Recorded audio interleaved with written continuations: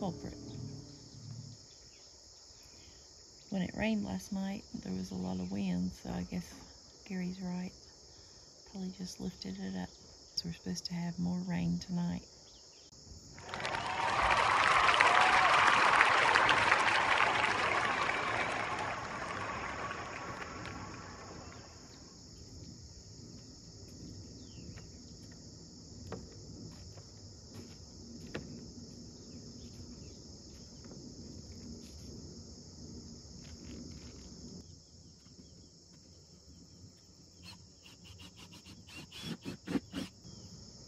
I see the problem up here. Uh-huh. That blew up, but drip edge is like at an angle like that so the water could run in. Oh,